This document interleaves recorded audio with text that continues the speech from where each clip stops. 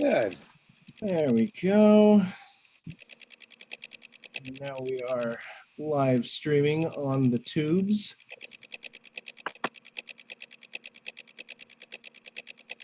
Oh, good. You can see my Haitian painting. There we go. The table with Mr. Hollywood. That's what it says. You know, get people on board.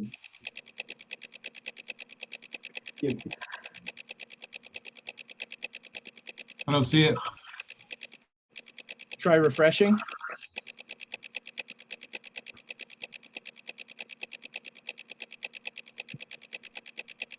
There she is. Yep.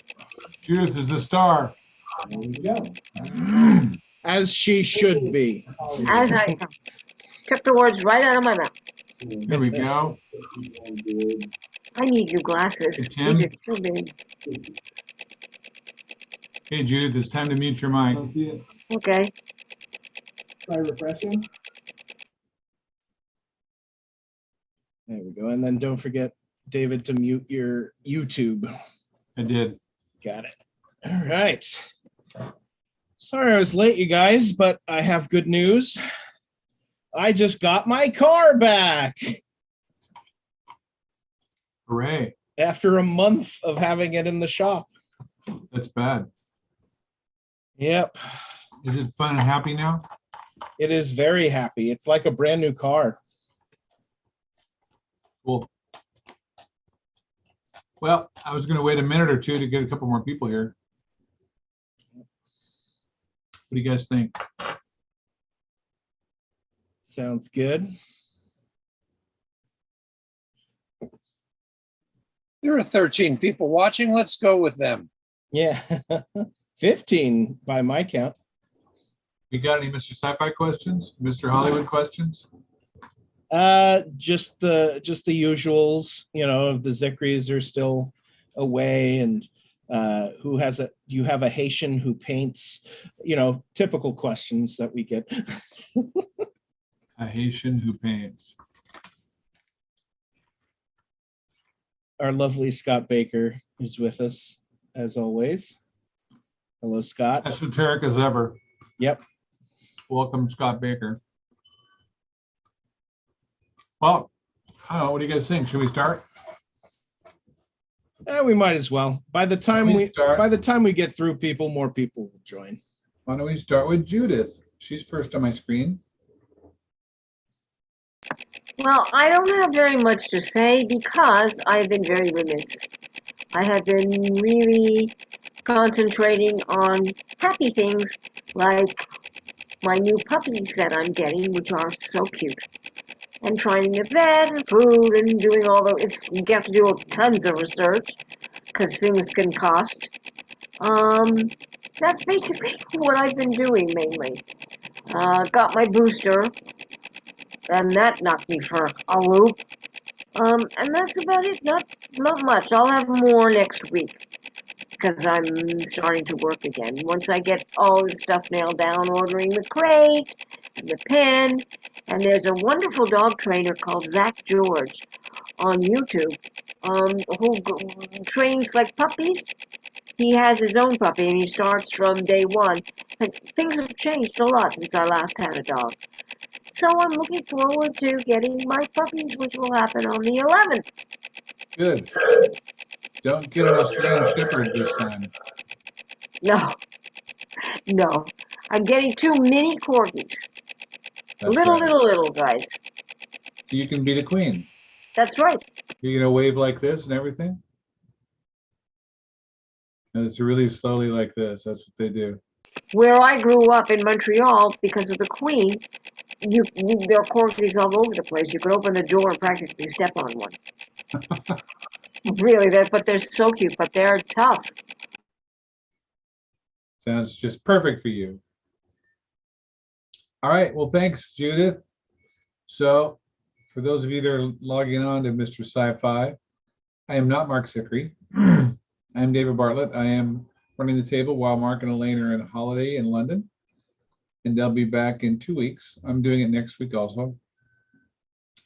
And we don't do Mr. Sci-Fi when Mark's not here because Mark is Mr. Sci-Fi. But I can answer lots of Hollywood questions, including some sci-fi. But if you ask me about that TV show that was filmed in Great Britain for 4 episodes in 1952, that's science fiction, that's not going to be me. That would be Mark. So anyway, do I have any Mr. Hollywood questions, Adam? Let's see. I think. Oh yes, we have a question from Gregory Krug. Okay, Gregory. He says, "Have you seen your brother's Oscar yet?" I can do you one better than that. If I can figure out how to screen share. Can I share screen? Yeah, Okay, you should be able to. If not, I'm going to get this picture up that I just got today. Hold on. I was in the hospital the weekend he was at the Oscars. So my sister and I decided not to tell him so he wouldn't be worried. So they all went, and I wasn't going anyway, but they all went and came. And when he found out, he brought the Oscar, and he won a BAFTA too, British Academy of its movies and television Oscars.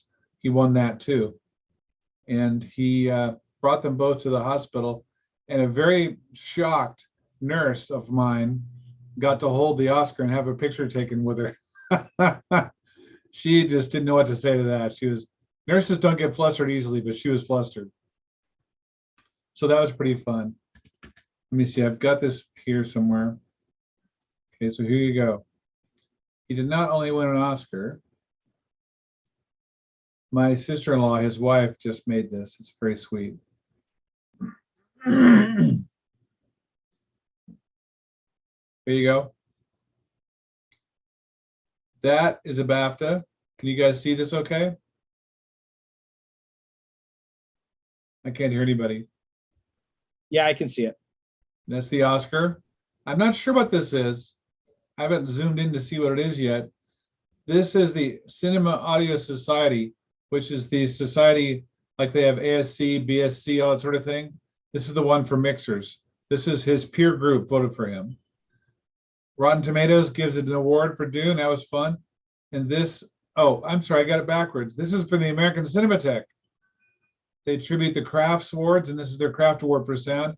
This is the Cinema Audio Society. And all this other stuff down here is like the nominations, the envelope where they won, and all this kind of, his placard for when he was sitting at his table, and a little decorative flower. I don't know what this is, though. I want to find out. I don't think I can tell. I will figure this out and tell you guys. It's not a Saturn Award. And what's the face one? That's a BAFTA. That's the BAFTA. If you guys want to see something really funny, check out the BAFTA Awards introduction done a couple of years ago by Rebel Wilson. It's really funny. So there you go. Ron's Awards. Enough of that. Enough about him. What about me? I'm just kidding. So there you go. Yes is the answer. The BAFTA is heavy. The Oscar is pretty heavy too, but I've had an Oscar in my hand before, but the BAFTA is really it's a good 50% heavier. I can imagine it looks like it's heavier. Yeah. You could hurt somebody with that. All right. So let's go to Mr. Dave Edison. Hello, everyone. So we're working on, I'm Dave Edison. I'm an editor. I'm editing Space Command, among other things. And yeah, busy. Did I mention busy? I'm looking off screen for those of you on Zoom because I'm looking at a couple of monitors, assembling some original raw footage green screen shots to match their VFX counterparts. And how long ago were those shot, Dave? Let's see. These were the fall of 2014, which was weeks ago. And they're being dropped on the timeline. I'm knocking out the green screen in DaVinci Resolve, and I'm going to send that timeline along with the raw footage to our colorist, who David Bartlett is working with, and they will assist in coloring the scenes when I don't know, I'm not a colorist, but I guess when aspects are needed from the original shoot footage, would that be accurate, David? Yeah. So Steve, you anyway, go from the original of anything you have and make your version from that. These were made into another version, changed into another version, and there was this other version. And finally, I got the shot in a kind of shape that we could not change enough to make the colors work. So we had to back up all those steps to the first version and slap it on. And each one of those takes, Dave, 15, 20 minutes, an hour, 2 hours. on some of them, yeah. There was one shot that I worked. One shot. There was one shot that I worked on half of yesterday and part of this morning. Yeah. That's rare. That was a pretty intricate shot. That was very tricky, many layers. I mean, How I much did screen time does that take up? that shot. I think was a few seconds, maybe 4 I don't seconds. think it was that long. I think it was a second and a half. All right. Well, I'll get back to you with the length of that particular shot. But The point is, you spent at least 6 hours getting together under 2 seconds worth of material. there were 3 different plays, 3 different elements on that. So there was a group of people and 2 people in front of them who were separate. And but the people in front, closer to the camera, were actually covering cuts on the other people. So there were edits behind them that you can't see because they're blocking them. So I had to find each of those individual elements and make sure they were aligned correctly. Oh, it's more fun than I can even describe. Yeah. So anyway, so we're moving forward on this. I'm gonna hopefully have this done by a week from today, so that we can get it to David and John, the colorist. My voice is giving out on me. That only happens when I'm stressed. Why would I be stressed? So anyway, so I'll be looking off screen and doing this. I hope you're all doing well. I haven't mentioned this in a while. Look, it's my picture book for grown-ups who can't believe in the unbelievable. It's the man with the list. You can get your own copy on that Amazon place, or you can go to YouTube and punch in man list picture, and the version that I animated and narrated will come up, and you can just watch it there if you like. So other than that, hard work never killed anybody. Though they say that, I'm not sure that's true. We're just going to try to get through this thing in one piece. And then I believe Mr. Bartlett and I we are both going our separate ways and taking some time off. Yeah. So yeah, we're both going to have a holiday like Mark and Elaine did. Yeah. So we're going to take a little bit of a breather and try to get some stuff done and straighten up around here. And you folk can be watching this DVD and Blu-ray when we're doing that, because I don't want to see it. Not quite the way that's going to work. He needs a month to make that Blu-ray and DVD. That's when we're going to have time off. Yeah, that's what I'm saying. Then we'll be, I see, during the process. Then when we're back from our holiday, it will be finished. And then we'll be shooting the second 2 hours of, hold on, I know this. What's this thing called again? Space Command, that's it. And we'll be shooting the second 2 hours, which we've already begun assembling. And a new computer is coming in June, which has been ordered. So we will be able to do this, not quite at breakneck speed, but there won't be as many pinwheels spinning as the computer tries to catch up with these very power-hungry functions. So anyway, so I hope you're well. I hope you stay well. I'm apparently vertical in breathing. This is my my home stretch beard. It gets like this on these kind of productions, because I can't waste time shaving. So anyway, talk to you next time. Be well. All right. Thank you. Any Yay. Mr. Hollywood questions? Adam? Yes, we have a Scott Baker question. Good. Love Scott Baker's questions. Scott gave me Yes. that compliment last time. He said he could listen to my stories all night. Yeah, I remember I've that. got quite a few friends that would disagree with that, but I'm glad he likes that idea. It just seems like it. No, I'm just kidding. I love your stories too. No, I Just have one friend who's, I said, I have a story for her. She says, is it long? That's what I'm not going to tell you now. Okay. Go ahead. I just like the ones that I've only heard once. Yeah. Once in a while, I give you one you've never heard. Yeah, I like those. All Okay, right. let's hit it. Hit me. So he says, Mr. Hollywood, is there a category of film, in your opinion, that ought to get its own best award in the various film awards competitions, which is currently not recognized that way? Well, I'll tell you about the Oscars. The Oscars acknowledge many awards they don't put on the show. There's a ceremony right before the Oscars, a few days before, typically called the Technical Awards. And sometimes they also give Life Achievement Awards at those. Another great clip to see on YouTube is Steve Martin receiving his Lifetime Achievement Academy Award at a ceremony of probably, like, I don't know, 1,000 people at the most at tables. And it's mostly his friends and stars and things. It's really fun. It's very emotional and super funny, of course. But the only category, they don't need their own category, but I think it gets missed, is ADR. Now, ADR stands for Automated Dialogue Replacement. This is when actors who've been on the set in the jungle or by an Air Force base or whatever have to come in post-production after the film is edited and re-record their lines because they can't use those lines. And there is a sound recordist there called the ADR mixer. Just like the production mixer on the set with the mic getting the actors, they do that there. There have been films that had so much ADR that there was almost no production left. Cotton Club is a good example. Cotton Club is something like 80% ADR. And there have been films that the production mixer won the Academy Award for Best Sound, and most of it was replaced later by the ADR mixer.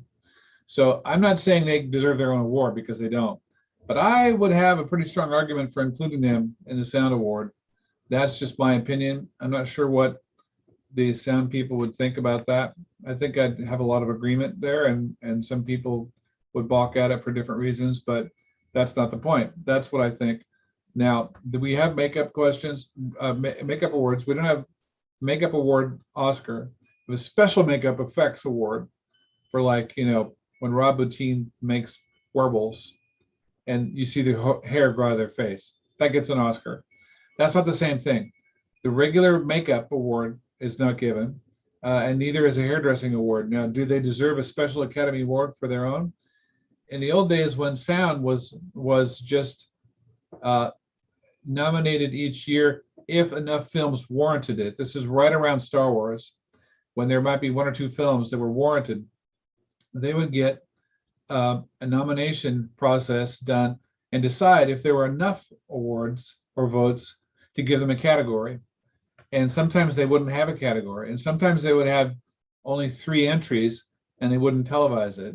But after a while, it started to be a thing. Every time there were 4 or 5 films that were huge sound films, they started giving it its own award. Then eventually they finally came around to giving it a surprise award on the Oscars. And like 2 years later, they combined them all into one. So there was a window of 4 or 5 years where they actually gave a Best Sound Effects Editing Academy Award every year. But place I used to work got one for Raiders of the Lost Ark. That was a special one. Another one was RoboCop. That was a special one. And then Speed was live on the air. So those are the 3 that we got when I was at that company. I shouldn't say that. I wasn't there for Raiders and RoboCop. I came right after RoboCop on Total Recall. Another Paul Verhoeven film. Anyway, I digress. That's my long-winded answer. Now, Adam has not heard probably any of that. No, and I'm very appreciative of it. Yeah, when Cher wins her Oscar, the first person she thanks is her hairdresser. Well, Cher should thank her hairdresser. Her hair is incredible. And the movie she won the Oscar from, her hair is unbelievable. It's a big deal for Cher. And there are people that get hairstyles from their hairstylist. That Jennifer Aniston, her hairstylist should have an Emmy. She should have a lifetime Emmy for the effect that hairstyle had on Jennifer Aniston and the rest of the world. Everyone had that hairstyle for a long time. All the women had that hairstyle at one time or another. It's like Princess Diana is another one. Everybody had to have the Dinah cut. Dorothy Hamill, the figure skater, they had to have her haircut. When I was in high school, all the girls had Hamill cuts. I mean, this is a big thing. So is it worth an Oscar? I don't know. Sometimes, maybe, sure. Anyway, there you go.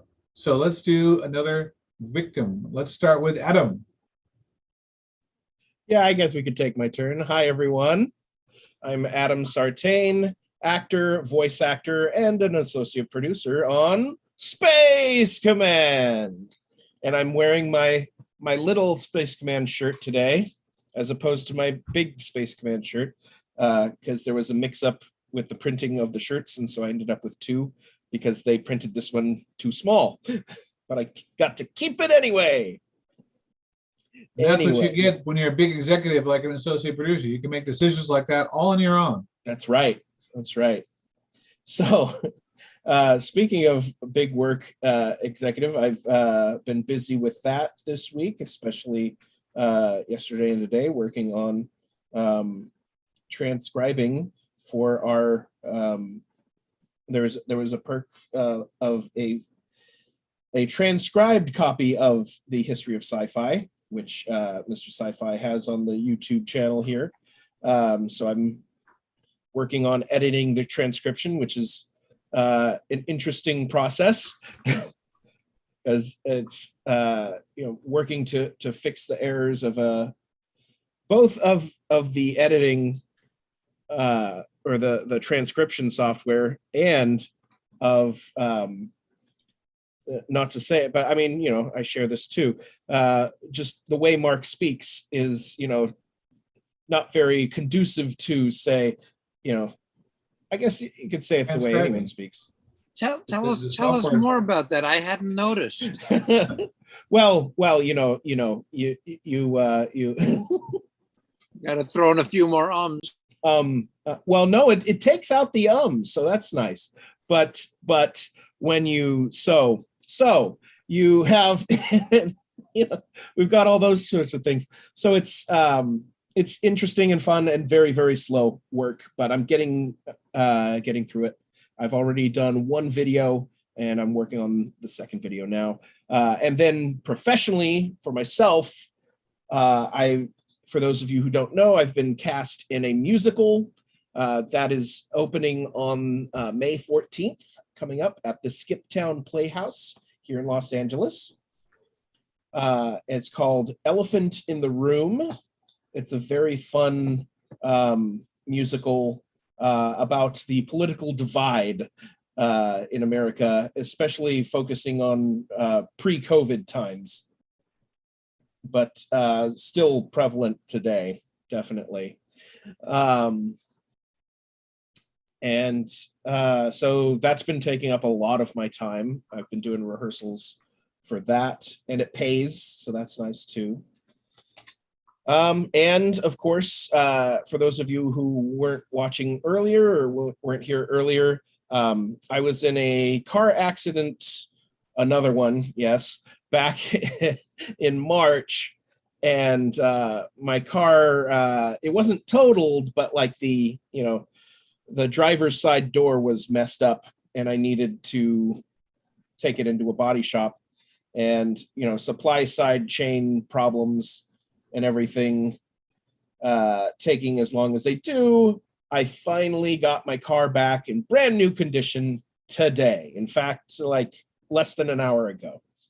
Yay! So I'm very happy about that. And and of course, there's always episodes of 1 Minute History. I just did a 2-part episode that should be coming out soon on what was that? The Berlin Wall, I believe. No, the Battle of Hastings. I did do one on the Berlin Wall, but the Battle of Hastings is the latest one that's coming out soon, and it's a 2-parter. So check out 1 Minute History on YouTube, and also there's no new episode of my podcast, but if you haven't listened to it already, it's Inside Animation, and I'm always looking for new guests for anyone involved at all in the animation industry. Our latest episode right now that's up is with John Andrews, who is the producer on Beavis and Butthead and a bunch of other cartoons on MTV. So that, I believe, is it for me. All right. Thank you, Adam. So the cartoonists of the world are a little bit touchy about having their animation called cartoons, but I wonder if Beavis and Butthead is considered a cartoon. I would definitely think that's a cartoon. Is The Simpsons a cartoon? Probably. I Maybe. mean, yeah, but it's also and I mean, there's like the umbrella of animation, and then cartoons is under that umbrella of animation. Yeah, and people say, well, cartoons are just this bad quality. Well, I defy you to find any better entertainment than the Warner Brothers cartoons of Bugs Bunny and the Roadrunner. I mean, those are off the charts, high quality. Absolutely. They're crazy. The more experience I get, and when I watch them again, I'm like, wow, these guys did this with ink and a cell. Get out. It just amazes me. And Walt Disney and all that, it's incredible that you can get, Thumper can be embarrassed. Yeah. And get pink cheeks and his ears go back. It's like, what? It's just incredible that you can get an emotional reaction out of a drawing. Anyway, there you go. So Definitely. Thank you, Adam. Now, any more Mr. Hollywood questions? You guys can ask questions too. It's all no problem. Bonnie, Henry, whatever, go for it. Tim, Carol, you're not left out. Ask questions if you like. We do have another Scott Baker question. Go, Scott. Yeah, he says, are there aspects of performing in TV and film that surprise and or befuddle actors who are new to the process? And how do they adjust to that reality? Well, I'm an actor. People don't know that about me so much. I've acted in 3 features and 5 or 6 shorts and a couple of plays. When I was starting, I would see performances that were just, I sort of checked out. It's like they weren't performances, they were something else. I would never think that would be something that someone could do. Like if you see Meryl Streep in Sophie's Choice, it's like, no one does that. Jack Nicholson and anything he did. Who would do that? No one does that. I was thinking of this the other day, Brad Pitt in Burn After Reading. That is just an underrated genius performance as far as I'm concerned. There are unique things out there in the world, and there are many that no one could do. And how many people have tried to do Stanley Kowalski, and only Marlon Brando could do that because he really pioneered that. So all the actor can really do is what they do and bring it to the best of their ability and get better and better and better as they train and as they work. Now, with that said, are there landmark performances out there that young actors would probably just be so blown away by they wouldn't even know? I mean, how many times have you seen actors do the Taxi Driver thing? You're looking at me. It's like, I'm bored with it, and how many Christopher Walken impressions can we have before we just want to shoot someone? Not really, but, Well, when you have Christopher Walken is Christopher Walken. Anyway, so as far as that sort of thing goes, that's about what I would say about that. I think, there are performances that the young actors would be freaked out about and not even think they could do. But I would be, because I'm a positive guy and a glass half full kind of guy, I would say you bring your own work and you do it the best you can and get better and better.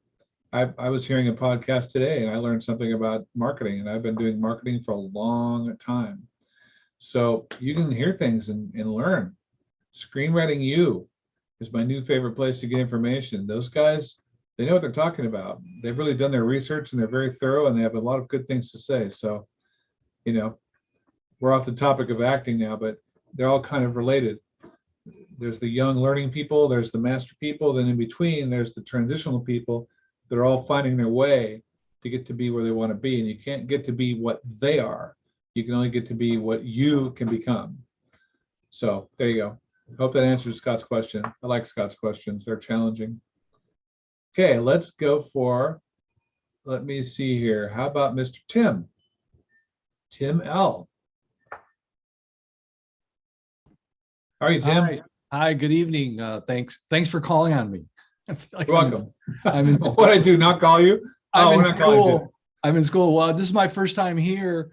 I got invited by Dolores DeLuce, who's been coming here for about 5 years. And I said to her, I've been, I guess I could alternately describe it as been, busily building my craft as a screenwriter or screwing around for 20 years. It depends on which way I want to say it, but I've managed to cobble together 3 of them. And then over the last several years, I'm like, man, and I don't really know, I know Dolores, but I really don't know that much about the entertainment business. I'm actually a banker, finance guy by trade, but I'm like, man, it seems to me that there must be an unprecedented demand for intellectual property, or certainly more than when I only had 3 black and white TV stations. And so I'm like, I have this list in my head that's slowly finding its way into a spreadsheet of projects and ideas. And Dolores has them too. And I said, how do you do it? I have a streaming idea that I want to sell to HBO Max. Like, how do you do it? How does it exactly have to be written? What's the format? How do I put it in there? And so we've been collaborating a little bit on that. And then she said, hey, you should come and talk to the table group that I go to, because there's a lot of good feedback in that group. And so I said, okay. And so she sent me the link. And so here I am. All right, cool. Well, there are over 500 scripted dramas and comedies on the streaming platforms and the networks right now. They do not seem to be slowing down. They seem to be amping up, if anything. They're competing with each other to get the most product out there so people stay on their platform, so they don't go fold up like a house of cards. I hope they don't end up like the dot-coms, which all but vanished. Netflix, people keep throwing aspersions at Netflix like it's going to be the first one to collapse, but they certainly haven't collapsed yet. So there's a lot of need for content out there. Now, there's also a lot of need for good content that's experienced and has a background, because those people get picked first, obviously. But there's room for upstarts like yourself to find a way in. So you have to research the different platforms to find out what they each want individually and tailor make your material for them, or with the idea that it might be for Netflix, but you certainly aren't restricted to that. Like if you go to the WB likes boy, girl, teen / young 20s, a little sexy, mysterious, maybe violent dramas. Vampires are cool. High school shows are cool. They do Riverdale, but they enhance it into a murder mystery show. And they do, all these shows. None of it's that is overtly sexual, but there is a lot of sexy stuff in these things because their audience is specifically towards that high school teen / girl audience, women's audience. So they like romance stuff, and they'll drag their boyfriends to watch it, and then they end up liking it too. And that's the WB. Now, if you're going to write a show tailor-made to sell to them, you need to do that. But if you want to have it available to other platforms, you need to explore out more beyond that, what those might be. I don't say you have to write a TV episode for every single platform that's out there. I'm definitely not saying that. But there is a home for them. And the people that help you bridge the gap between yourself and the networks is the showrunner. The showrunner is a person or people who are in charge of that show or have a deal with those networks. And what you do is you get involved with them and they walk you in. Now, that sounds simple, and it is simple. It might not be as easy, but it is simple. So you want to have a concept that's written out, and you're better off with a full script. Like a drama is an hour, 60 pages, written in final draft format, industry standard, 3-act structure. Sorry, I don't always agree with everyone on this, but I think the 3-act structure is vital to anything. You're going to have a pilot that's an hour long. You want it to have an opening. You want to have a bunch of changing, and you want to have some kind of resolution to a point. The difference between the 3-act structure of a TV episode and a feature film is the 3-act structure of a TV episode stops at Act 3. It does not resolve. It keeps going. It's a constant turnover of Act 2s. And those Act 2s have 3-act structure within them. They keep turning over and over, and they never quite resolve the final whatever it is. Otherwise, you stop watching. So you watch these shows with 6 episodes. That ending is the end of Act 3, and the opening is the opening of Act 1, and everything in between is Act 1/2/3. They're all heading in that direction, and then it does have a stopping point. A TV series, 8 episodes like Game of Thrones goes for the season. You're left with all these cliffhangers, but a bunch of stuff that was unresolved throughout gets resolved. So you want to satisfy people that you've told them what happened and with an experience, but there's also doors open to go into the next episodes. And a show like that, you know, if you have giant cliffhangers, they can't wait to tune in for the next season. So that's the nutshell on my opinion about the answer to your question. You have to write and keep writing and keep writing. I just got word today about a script I wrote. It took me 8 or 10 months to write because I wasn't able to do it full time. It probably would have taken me about 3 months, but it was a biography based on a true life story of a real lawyer. You want to have some fun, try to get the life rights from a lawyer for her life. So we finally just now found out that she wants to wish us the best, but she won't put her name on the script. So one of two things has happened. One thing is I can now change the script because it's not based completely on her life, and I can make it even more enhanced. It's a possibility. Another thing is that she doesn't have the life rights contract in place anymore. So I don't need to get her approval or her agreement to sell the script because I'm not saying it's her. Based on true events, based on, you know, events that actually occurred. If you see a film that says this is a true story, those people are hardcore and they have really gone down the wire with those choices to make sure that they're not embellishing anything or flourishing anything. There's this show out now that's a great example of that, this that Winning Time, the Lakers story. It's so entertaining to me. I just love it. I'm a Lakers fan, but I didn't know all these backstage things. Now I'm hearing all the players come out and they're like, half of this thing is not true at all. Oh, is that but true? it's so outrageous. And Jerry Oh. Buss was such a colorful, incredible, iconoclastic character that you just want to believe it.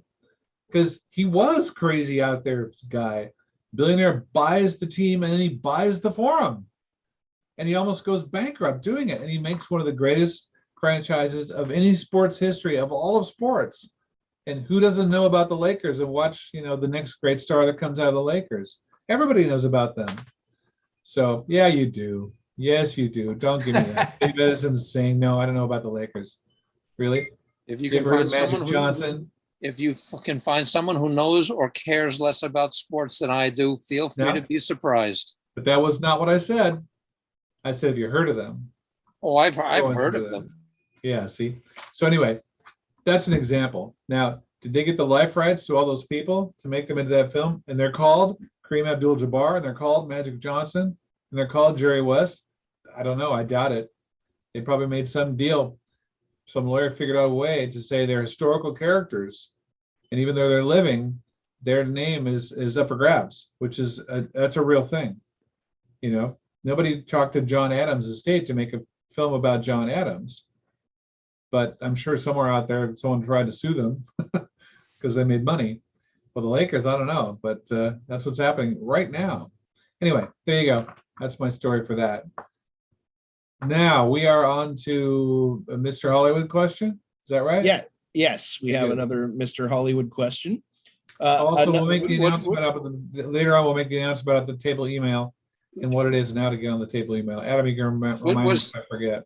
Was Tim finished? I thought, were you in mid-thought there? You know what? You're right, Dave. I sort yeah. of took that as what you were saying was on your mind. Do you have more things on your mind or more questions? Well, So you're the newbie, so you can go on as long as you like.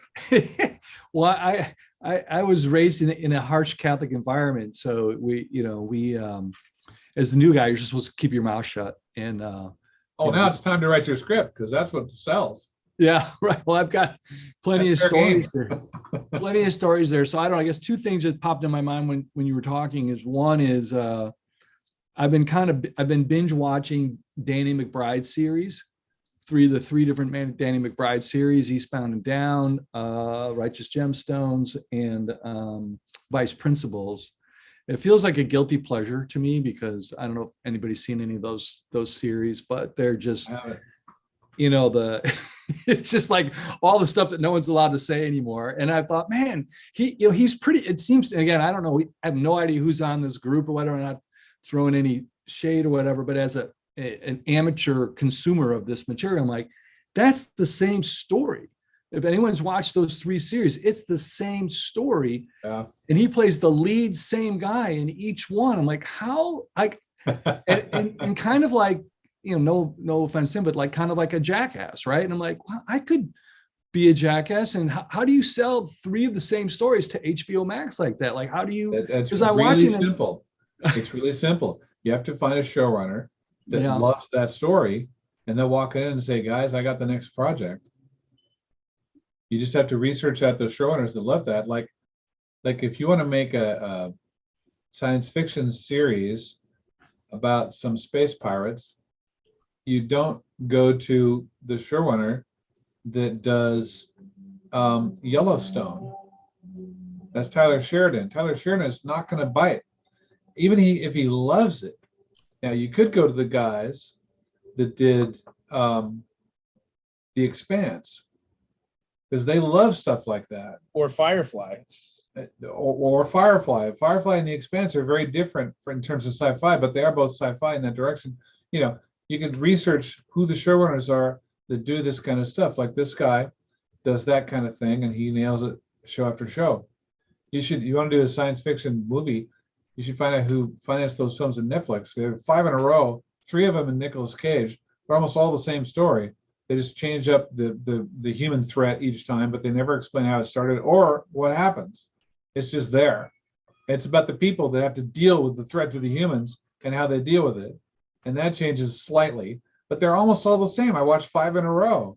It's like, wow, this is crazy. So yeah, it's product. They have to have people watching. They have to have people watching new things. They have to have, where do you live? Chicago.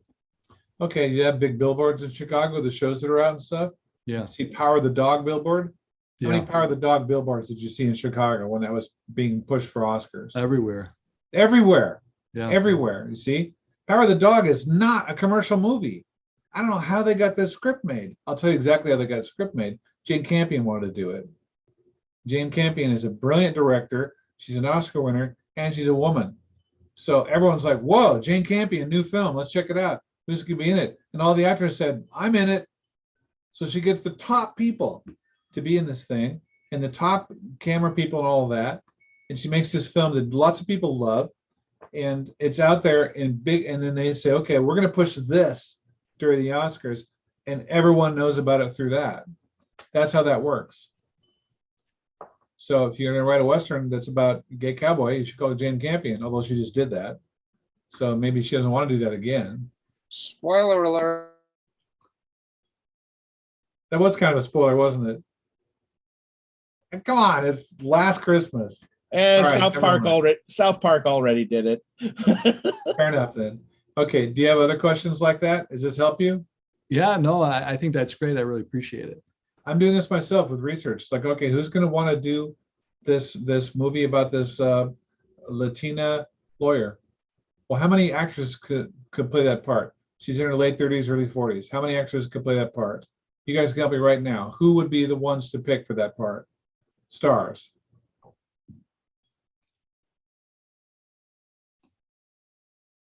That's good. So they're out there. There's 2 or 3. But number 1 is Eva Longoria.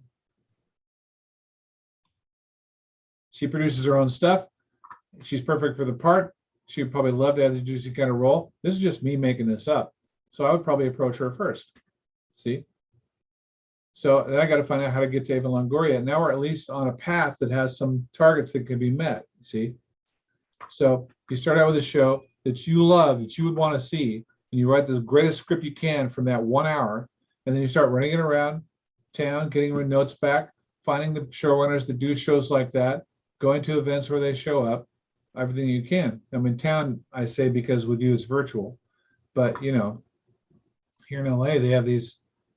Right now it's the Television Academies, the Emmys nominations are around the corner, and I get 4 or 5 emails a day with screeners that are happening. And I saw one the other night with Barry, and it was all the stars of Barry and the showrunner with Bill Hader.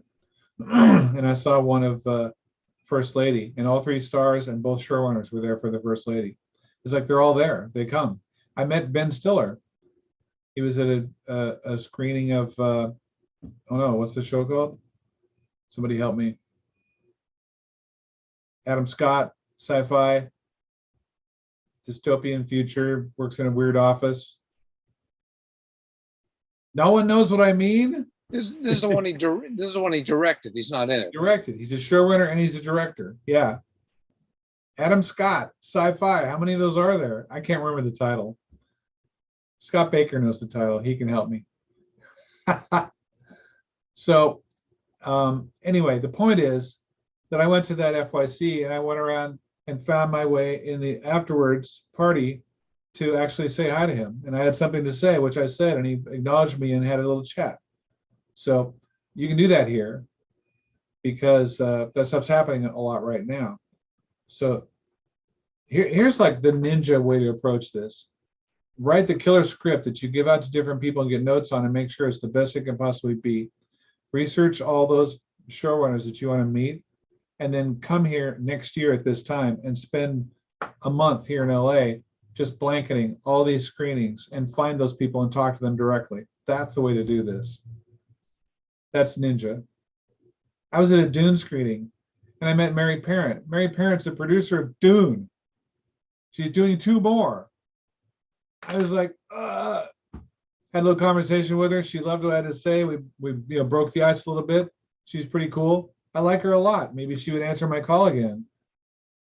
How Oscar nominated producer at the peak of Oscar season. I had a chat with her at a party. I mean, you can't beat it. So anyway, okay, enough of that. But we should probably mention that it's or clarify that you don't just go to people at these things and shove your script in their face. You talk to them like a person first, and then let them bring it up. I could do a 1-hour seminar on how to get to the people, then I could do another 1-hour seminar on what to say to them when you meet them. An hour. I'm not kidding. In fact, I saw a thing today online. It was an hour long and a 90-minute Q&A afterwards about this subject, how to get people in pitch meetings with you and what to say when you get there. It's exactly what the subject was today, an online thing. Yeah, I'll tell you what, if you email me, you guys email me, I'll get you a reference to this thing I saw today. It's a very interesting. My email is davefilms, DAVEFILMS @hotmail.com. Adam, can you put that in the chat for me, please?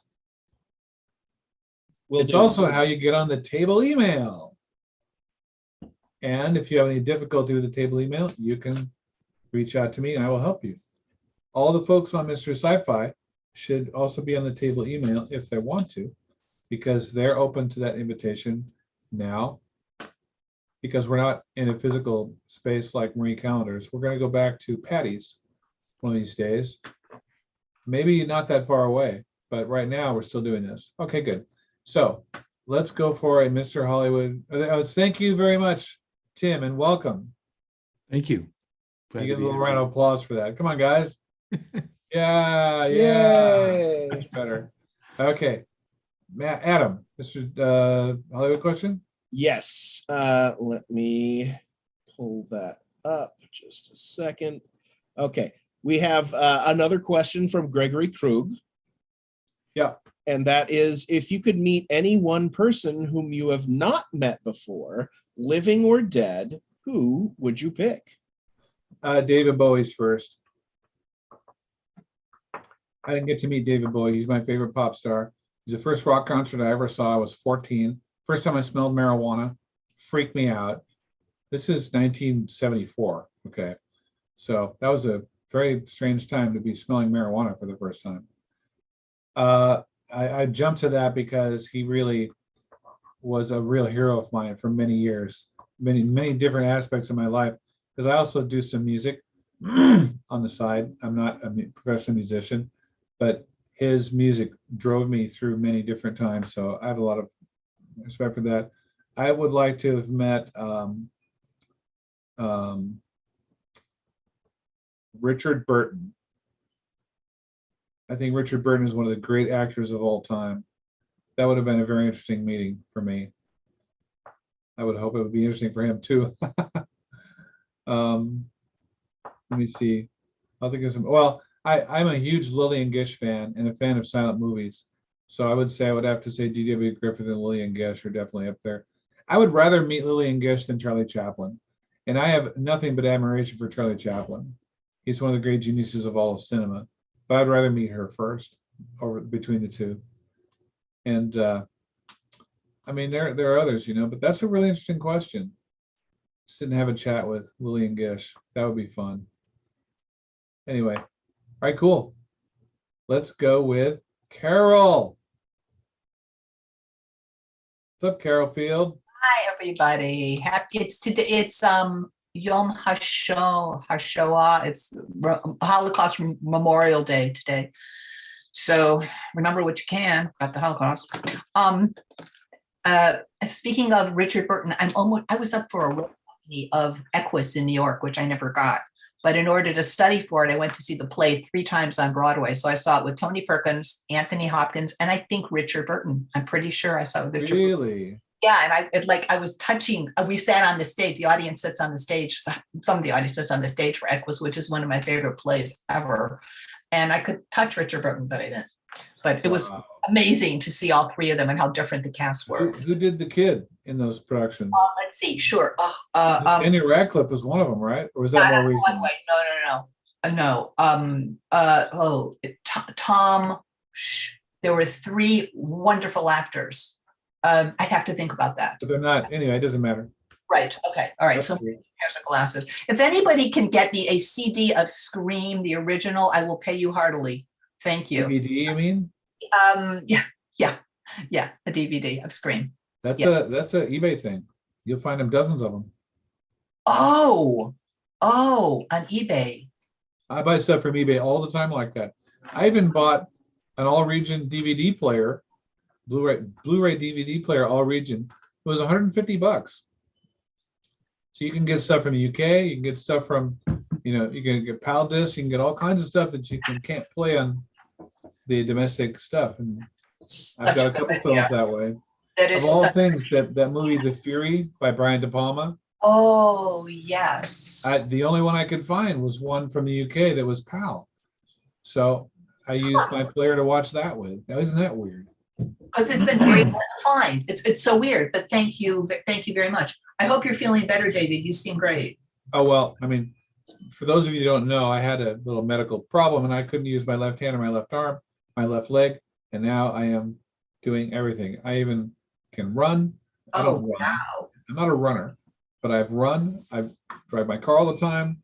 I walk up to the end of the street and back. I'm doing more exercise now than I did before I had this happen. Good. So that's a good thing. Good. No, I'm good. I'm very happy. We are all kind of freaked out. So we're all kind of happy. When I are Mark and appreciate Elaine coming? Of course. When are I hope Mark? you're all very happy. I hope you're not kind of happy. No, when I'm grateful, I'm very happy. When I'm grateful, it's commensurate. When are Mark and Elaine coming back? Never. Good, fine, whatever. You guys are Okay. stuck with me. 2 weeks.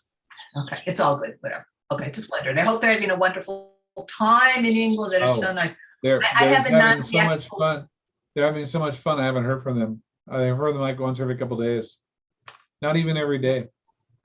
Well, that's beyond. Where's my list? This is my list. Okay. Oh, interesting stage. Yeah, if any of you need anyone for a stage reading, feel free to call me. How often do they take I'm going to be general first. Take a concept about something, a movie is done about it, and then shortly thereafter, another concept is done about the same thing, but have a real different twist. Would one say that, well, there's already been something done, or no, this is a very different twist. That's cool. Well, that is such a common Any thing. gender? There's actually a term for that. It's part of your pitch. It's called "What's it like and how's it different?" Oh, That's what they want to know. okay. In the old days, before all the Oh. streaming, there was a difference between TV and film. And in film was "What's it like and how's it different?" And TV was "What's it like and how's it the same?" But now there's a lot of TV and streaming. They want to know what's it like and how's it different, because you can't really track what's popular right now, because there is so much out there and so many people are watching the stuff they feel like watching. So it's like, are films in vogue? Yes. Horror films are almost always in vogue. Are thrillers in vogue? Yes. Are, psychosexual dramas in vogue? If you go to Showtime, they are. If you go, I mean, it depends on the platform. HBO Max has like fancy high-end stuff of the same thing that are being made on Stars, which aren't quite as fancy or quite as high-end, because Stars doesn't spend the kind of money they spend on Westworld or Game of Thrones or something like that, Mad Men. I mean, they just don't spend that kind of money, but they do product that's similar. So you want to say it's like Russian Dolls? Russian Dolls better be a big hit, otherwise you're pitching the wrong thing. But they might say, oh yeah, I love Russian Dolls. So what do you have? Well, I have this, blah, blah, blah, blah. And they go, we want a Russian Dolls. Like Kaylee Cuoco comes across this concept for the flight attendant. So she buys it. She buys the rights and she pitches it as a vehicle for herself to star in. It's not like The Big Bang Theory, but it's starring her in a role that makes a lot of sense. So they go for it. They get behind it, and it's a big hit. Oh, is it really? I haven't seen it. It's a big hit. Yeah, Flight Attendant. It's a big hit. Season 2 is out now. Amazing. There was. She had a great book to start with. Here we go. A couple more people coming. Oh, good. So you've got that going for you too. I don't see a big downside to any project right now, because somebody out there is going to pay for it. You just have to find the people that are starving for content and get that interim person that they trust to run it in for you. That's the trick. This seems to be the topic for tonight. Having a showrunner run the project in for you. Yes, they're going to run it. Yes, they're going to change your script if they feel like it. Yes, they might buy you out. Sell it. What's the downside to selling your project, not being involved, and having to become a big hit show with your name on it? And they pay you. What's the downside? You would be such a good agent. No kidding. I've got that before. Listen, I used to teach actors that were under 18. I specialized in adolescent actors privately with their parents or whatever. And 100% all wanted me to manage their kids because I was really good at it. Well, I got them. I got one girl, one of my students was on Live at the Apollo in New York. One of them hadn't worked in 4 years. She was 15. She hadn't worked in 4 years. And after a 4-hour session with me, she booked her first feature and got 2 other major auditions. And now she's one of the stars of Fantastic Beasts. Okay, we'll talk. Okay. Allison Siddall. And there's others. I have other successes too. One girl got the starring role in the Crucible production after meeting with me. Yeah. Well, that's pretty talented on your part. Thank you. Oh, it is. To drop a name, my darling, wonderful friend Charles Grodin said to me, never judge anything you're in. And I was in this staged reading a couple of weeks ago. I brought it up before, which was really terrible. I guess I was okay in it because I got a phone call this morning. All these people came to it. The woman said, would you please be in mine? So I said, okay, well, I keep getting these. So I said, all right, we'll talk. So I'll let you know what happens with that. But that's the whole thing. He was right. Don't ever judge anything you're in. Well, you got to understand something too, Carol, because I've worked with you. You're a very good actor. All you have to do is show up and do your work. Now, there's an example of what we've just been talking about. You come and you do your best work. I'll tell you who does that over and over and over again is Kyle Chandler. Okay, Kyle Chandler for Bloodline, Zero Dark 30. He's in like 3 things right now. He plays the CIA chief or the section chief or the FBI director or the governor's right-hand man. These are his roles, and he kills these roles. Wolf of Wall Street, again, he plays FBI guy, right? He kills these parts. I was in class with him, and he's super handsome. He's a very good actor, but he knows what his casting is, and he goes for the throat with these things. And every time he plays a role, he plays it to its fullest capacity, for sure, no matter what the project is. And I'm telling you, he's got goodwill in the industry all over the place.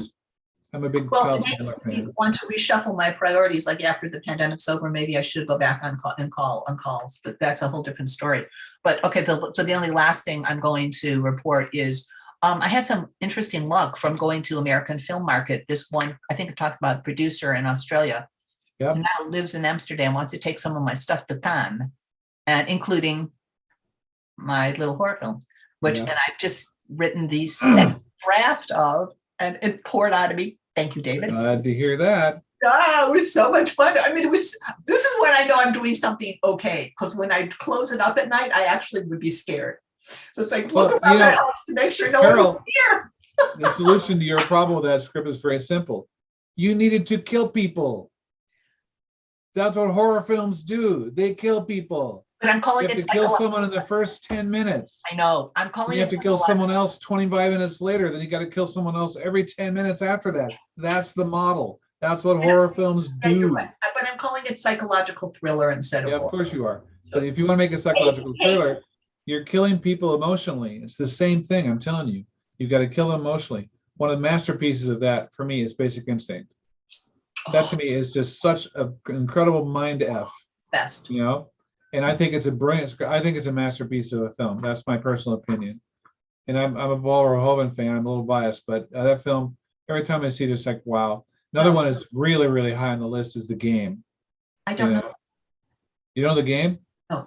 Oh, yeah. Michael Douglas, David Fincher, No. Cash the Checks. It's such a good film. Okay. But psychological thrillers, those two pop out to me as more modern versions of that, more than like Marathon Man or something along those lines from the 70s, which are awesome films.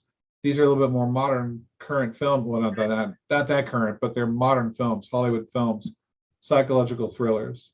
You got to go more in the thriller and less in the psychology. That's my note for you. Okay. No, that's Really also- over talking all these people, but there's so few people I feel I can go. I know there's not Plus- many of us that could hog. Scott Baker was egging me on, so what can I say? Go ahead. I'm done. That's all, and I love you all. Thank very you, much. Carol Field. My pleasure. Very good. Now, Mr. Hollywood question, Adam? Anyone?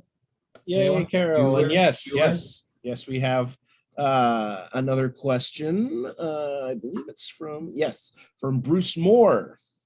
Bruce. And he has an effects question. Hmm. What technology is used on Space Command? Is it still green screen or something new? Dave Edison's look on his face is worth the price of admission right there. We have a potpourri of effects technology. Some of it actually is technology. That was the look. We have green screens. We have what we have not so fondly called black screen, where you've got a black backdrop and you do what's called rotoscoping, where you cut out the edge of the person and then put a backdrop in, despite the fact that it wasn't shot with green. We've got green screens that were shot too close. So you get this lovely thing called a halo, which is a green edge. And guess what happens when you key out the green screen? Half of their body gets keyed out too. So that's lots of fun. Then we've got full 3D graphics animation, which is a blank screen that you take and you put a model in that turns like a spaceship, and you paint it with all the colors that you love and make it look beautiful in the design, and you animate it to fly through the shot, all with computers. We have that. We have just really simple composites where you're adding a layer of something onto an existing shot, like the back of the spaceship, for example, needed more depth to it. So we found these really interesting orange kind of swirling balls that we got, and they were placed in the ship in the back like that in different spots, and it just made the depth of the spaceship go way back and seem like it was a really huge thing. And all we did to make it bigger, the space bigger, was to make these balls smaller. So once you establish that that's what they are, if you put a little one way back there, it seems like the ship is massive. That's a super simple way to get that kind of visual effects shot. And we did miniatures. You have a little miniature of something, and you shoot it in what's called forced perspective, where you have it in the foreground, and in the background are smaller people, and it's like a statue. We have some of those. We have a combination of those with a practical set and a set that was put in completely by computer graphics. We have those too. I could go on, but I don't think there's a visual effects technology that's out there right now that we haven't used, except the Mandalorian concept.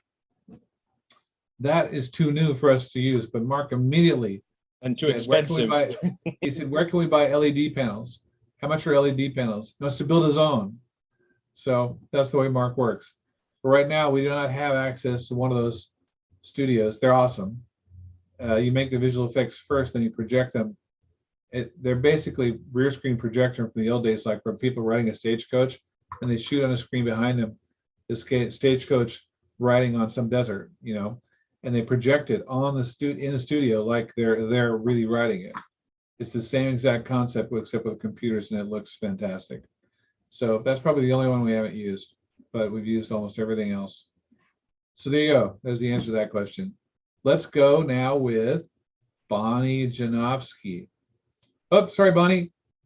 Take a call. Just taking a call. Okay, I'll let you go. Henry, you're up. How are you, Henry? Anybody ever tell you look like Andrew Garfield? I wish. Yeah, Can y'all hear me all right? Because I had to reformat my computer and all like that before. it's a little quiet. Your mic's a little low. Let's see here. See if I can Get fixed. That'd be awesome. trying Good. to figure out how to do it. So That's fine. You sound fine. What are you up to, Henry? about 5'8". Oh! Gotcha. You didn't expect a smart ass comment, did ya? Right, But- you get away with one of those. Oh, whatever. Everybody gets one. No, only Henry. Don't start something. Whatever. But sorry I've not been on for a while, but I've been doing a little bit of recovery and all of that. And going to my meetings and so forth. Good. How's that going? But it's going for the most part pretty well. And Cool. I sent something out to the table, but it did not get posted. But What happened? let's put it like this. Why don't you write me an email and I'll see if I can help you. Let's just put it like this. I had asked for advice and I was getting rude comments back. You definitely have to tell me about that because that's not acceptable. That's what I had sent out over to General Blast, and Adam's Yeah. got a copy of it as well. Yeah, I can forward that to you, David, if you Well, want. that is a general blast is what the table's for. And if the moderator of the table email allowed your comment to go up, then it's an okay comment because he monitors all the comments to make sure the riffraff stays out of the table email.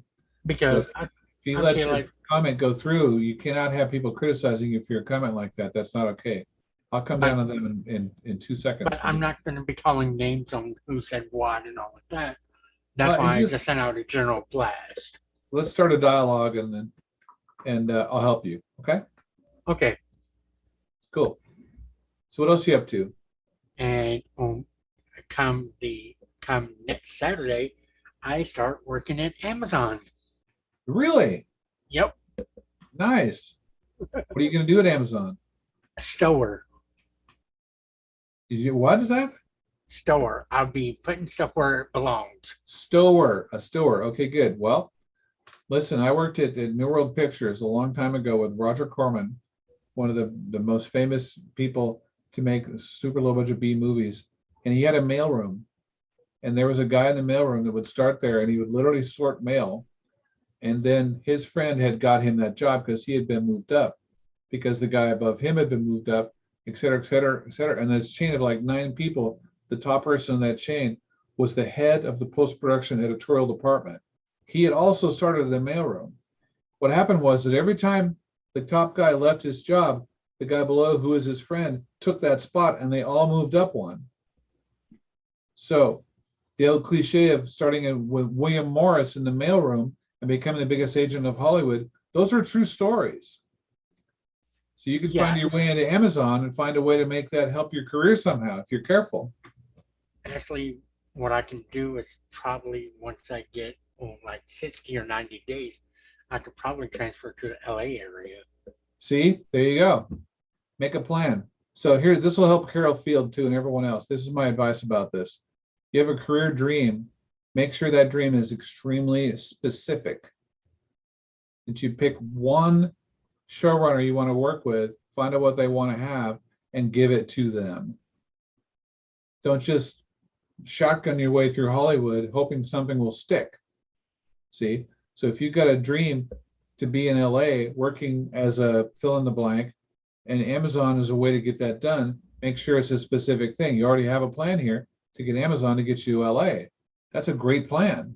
And it can also help me with my dental problems as well, because I get dental from day one. That's right. That's awesome. Maybe I'll work at Amazon. I'm only half joking. Well, you could always forward me the money and then I could pay it back. I think this is a great plan. No, seriously, Henry, I think you got a great plan going on here. Stick with it. Actually, and where I go to for my recovery, they had Amazon meeting and all of that, or a little job fair, and I went to it, and I pretty much filled out everything that needed to be filled out before I pretty much presumed that I had a job, and I just filled out everything. Yeah, there you go. I took that initiative, and I literally asked a woman, "When did y'all hire me?" And they said, "You filled out everything before you Wow. even There you go. start." I had a very famous acting teacher I studied with for a long time, and he used to say, assume the position. You want to be in Amazon, show up. That's how he got in the actor's studio with Lee Strasberg as a teacher.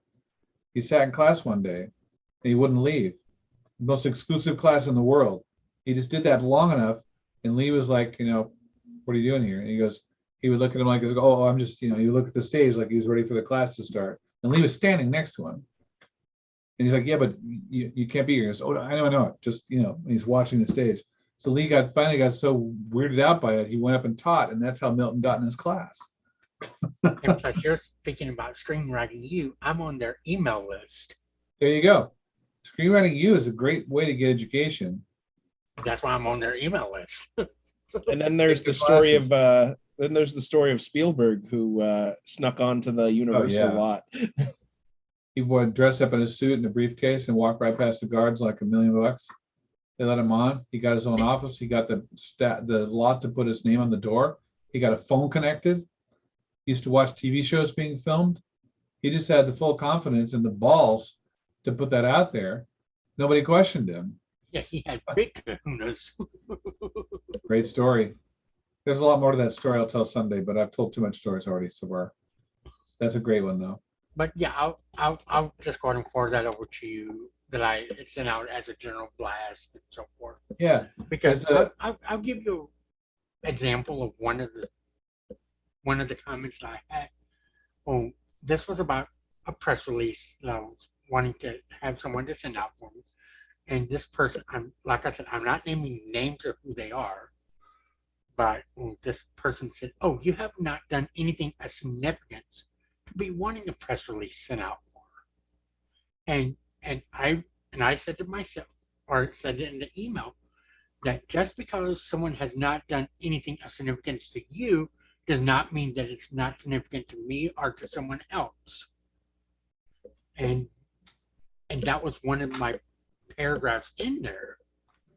It sounds like you handled that very well. No, this was in the email blast that I was going to send out that never got approved to the table. Oh, I get it. Okay, let's talk about this more later. Okay.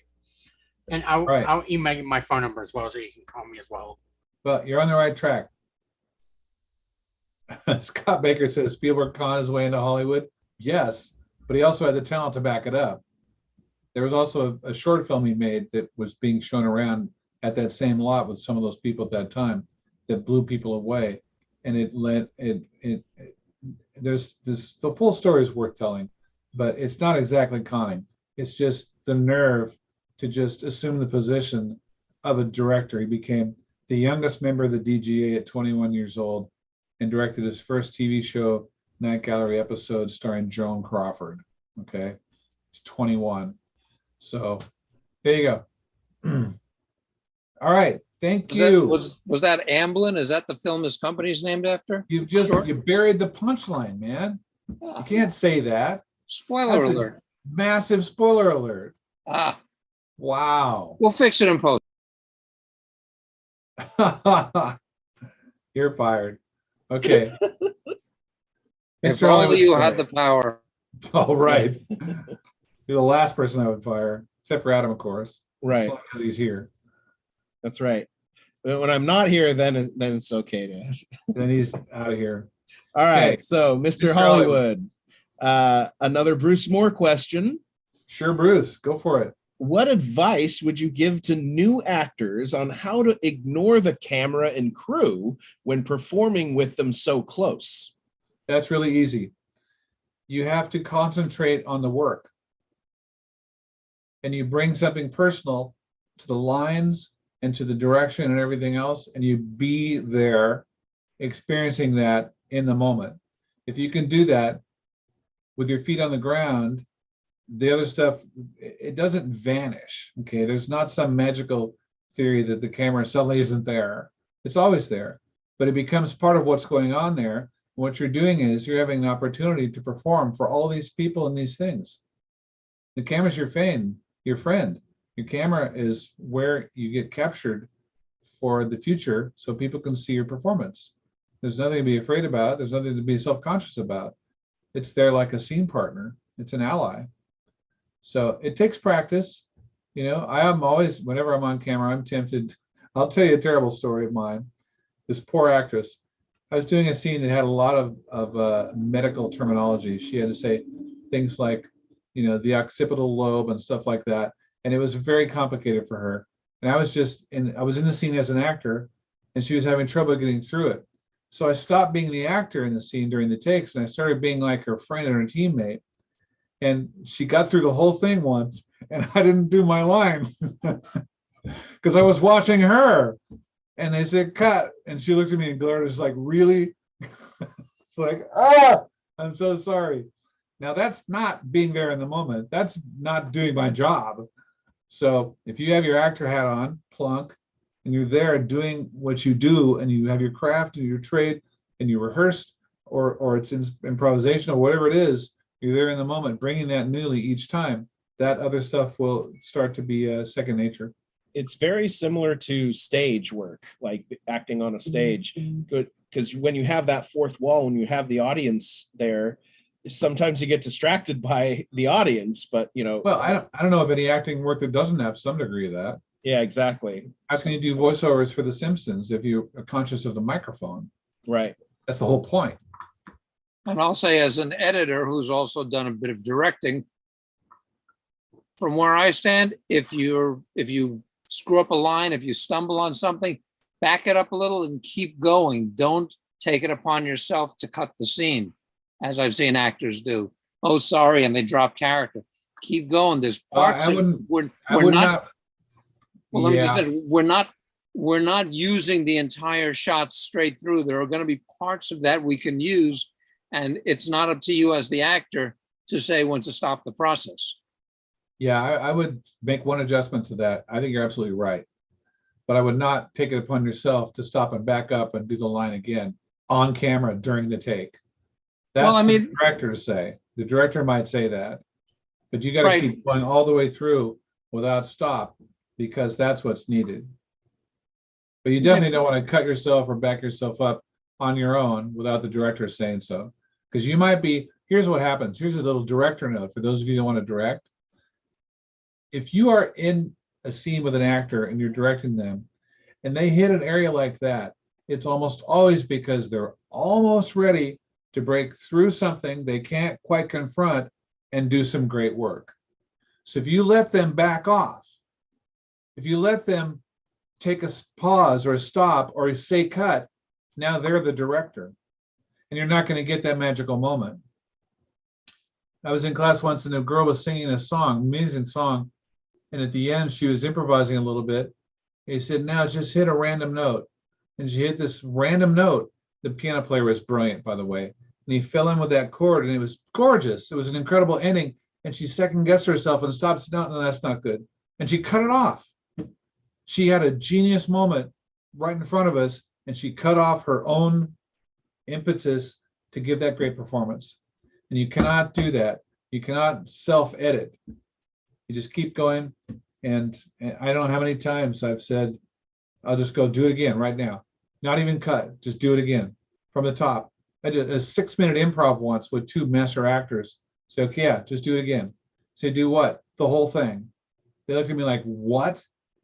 6 minutes of improvisation, and they nailed it, and they were better, and it was great. So anyway, that's my 2 cents on that one. That was more than 2 cents. That was like 6 cents or 5. So thank you for that, Dave. You're absolutely right. I totally agree with you on that. Jim, okay, we're at Akira. Mr. Akira, our favorite Japanese friend. Thanks Our so only much. Japanese friend right now, but he's still my favorite. Okay, so thank you. But anyway, so by the way, first of all, I did not went through the audition. Dave, you introduced me the Japanese role. The Japanese instructor role in Bay Area. You remember? Yeah. Yeah, but I did. My video did not go through the audition. I missed it. Okay. Yeah, if I got it just one day, $2,000 gig, that was great. But unfortunately, I missed it anyway. Anyway, so yeah, as you know, I'm a film composer and really suspense and horror, but I love comedy too, especially David Portrait directed. Anyway, and teaching Japanese and guitars, that's all. And what I'm doing is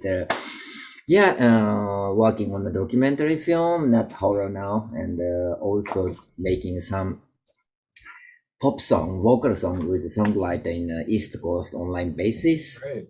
Yes, and looking for the playing gig, for money. That's all. Nothing special. But Kira and I did a film together. I did this comedy with Koshik. It's a really crazy, wild comedy. yeah, And I said, well, I want to hear some of your music. He says, I don't have any comedy music. I just have horror. So let me check it out. There are 4 cues in that short film now that are his horror music cues, and they're very funny. yeah. The reason is the comedy is drama enhanced to the point where it's so intense that you have to laugh. It's not that different from horror. Horror is drama enhanced to the point where you have to scream because you're scared. So if you take that dramatic horror music and put it in a comedy, it's funny. Yeah, it was a great experience to me, and it's really nice to see the movie on the big screen, right? That was fun. Yeah, that We was got to fun. see it in a cinema, Yeah, an audience. That was a lot of fun. Yeah. Very cool. Well, thank you very much, Akira. Yeah. Thanks so much. Now we have another Mr. Hollywood. Oh no, yeah, another Mr. Hollywood question. Yes, we do. We have quite a few, so we'll. Good. Let's do 2 because Bonnie's next, then I'm going to talk. So we'll do 2 and 2. Okay. I've got a Scott Baker question. Go, Scott. Do the people whose names who are in the credits in films appreciate efforts some filmmakers make to keep the audience's attention and read the credits? So like those post-credit scenes or mid-credit scenes, essentially. How important is it to those people who are in the credit, whose names are in the credits? Wow. I don't think it has anything to do with it. I think they like those credit sequences because it keeps people on the edge of their seat to find out more information about the film. I don't think it has anything to do with reading those names. Most people that watch those credits don't have any idea who the people are or what they do. Like one reason I spent 4 years in production before I went back to post-production, because I was advised to do editing, was because I figured Steven Spielberg, who is one of my heroes, knew what a gaffer was or knew what a best boy was. I didn't even know who those people were. So I worked on the set so I could learn what all those jobs were, because I figured a director might find that useful. And I was right. But I still run across a credit once in a while. I'm like, what is that? But I don't think people are interested. I think people sometimes like to hear the music. Hollywood is different than the other cities in this country. And that is that other people, the movie ends and they leave. They don't listen to the music. So why do they have those Marvel scenes at the end to make people leave until the very end? Maybe that's because they want them to hear all that cool music. Maybe it's because they do want those people to be acknowledged. I've never heard that before, but I wouldn't be surprised if that was true. It's just another way to add suspense to the film going experience, to wait and see what the end credit scene is going to be. And I love those things. I think they're great. Between finding Stan Lee in the movie, and some of those have 2 end credit scenes. One after like the first wave of end credits with all the stars and that giant animation they spent a fortune on. They have one. Then at the very, very end, they have another one. I think it's fun. You're not going to see that in Kramer versus Kramer. It's not that kind of movie, or the dog movie. you know, the dog movie, I call it. That's not going to have an end credit scene. One of the But the earliest Marvel ones films, was like Ferris Bueller's Day Off. That was one Yeah, of the they've earliest. done that before. Ferris Bueller has one. Yeah. So anyway, I hope that answers the question. So Bond. Oh, let's do another one. We're doing two. What's another question? Oh yeah, a second one. All right. Let's do a Bruce Moore question. Go, Bruce. Oh, I skipped down. What the heck? I lost it. Hold on. I'll find it. I'm gonna have to tell that ambulance story now. I can't leave that hanging. I got it. Here we go. He says, I have an idea for a screenplay about Tchaikovsky. Not much has been done on him. Any ideas on how to approach the writing of a biographical figure? Yeah, if you want it to sell, you got to write it like Catherine the Great's thing that's out now, The Great, or you got to do it like Amadeus, or you got to have some kind of a crazy, sexy, dramatic, unpredictable, gee, I didn't know that version of Tchaikovsky. Because if I see, a TV show called Tchaikovsky, I'm probably not going to watch that show. Oh. It doesn't seem like it's going to be an interesting show for me to watch. But if there's some angle to it that makes it interesting and fascinating, it's too bad Tchaikovsky wasn't a Viking, because Viking shows are all the rage right now. There's like 3 of them on the air. And Outlander, time travel. It's like anything that's got medieval times set to it is going like crazy. Well, I think that's a knee-jerk, ripple effect over Game of Thrones, which is where Wheel of Time comes in and all that. So Tchaikovsky, you probably have to go, it's like Amadeus, but it's really more like The Great. They go, oh, The Great's super popular, and I kind of remember Amadeus. Let's look at your script. So Tchaikovsky's story would have to be along those lines. If it does have that kind of storyline that's interesting to someone, go for it. I don't see any reason not to.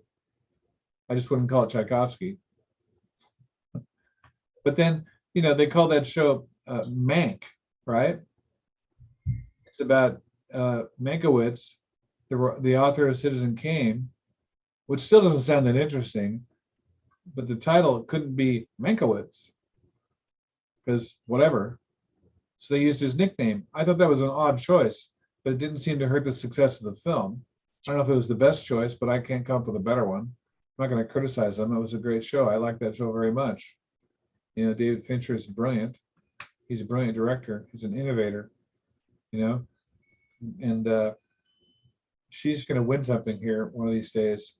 She keeps hitting these parts out of the park, like that one. Oscar nomination for that one. I saw her at Gelson's once. I sat and talked to her for just a minute. She was very pleasant and nice. And she was, being tolerant of me and stuff. And it was cool. I like her. So maybe there's a part for her in Tchaikovsky. It's all about women now. White blonde woman, that's tough, but she's got that market cornered there. Her and Elle Fanning. They got the white blonde women parts nailed between them. Well, speaking of composers and off-skis, Bonnie's off the phone. Did you take your meeting? You're good? Come on, Bonnie. All right. So yes, Janowski. Bonnie Janowski. Actually, my dad said that before his father came through Ellis Island, that it was Janowski. Anyway. Yep. I often call you Janowski. Bonnie Janowski. Do I say that? Bonnie Janowski? Yeah. No, Janowski. Anyway. Yep, composer, songwriter. So I'm working on 2 musicals now. It looks like I could have a 3rd one to work on. So lots of musicals. Definitely a couple of film projects in the works. Still waiting to do. I did a short film for the filmmaker, but he was going to do another feature. But he stopped. Was put on hold when the pandemic started. So just a lot of different things. Let's see, just working on different projects. Composer, songwriter, and Actually, but I specialize in live scores rather than synth scores. I tend to do mostly live scores rather than in the box, as they say, or from synthesized. But I guess that's the main thing now. I'm probably forgetting something, but yeah, pretty soon I'm going to be there'll be an interview of me in the newsletter for the Alliance of Women Film Composers, so that's going to happen. And anyway, there may be other things, but I guess that's it for now. Just anything musical, I'm available. Nice. Thank you. Yeah, Very good. Very good. yeah. So I was glancing at these things here about Tchaikovsky being gay. I would not put that on the back burner or under the rug. I would put that in the front because that's all the rage now. You know, anything that's not a middle-aged white American male is what they want. So, you know, gay, perfect. Tchaikovsky's gay. I didn't know he was gay. So what was it like for him to be gay at that time? That's got to be pretty challenging.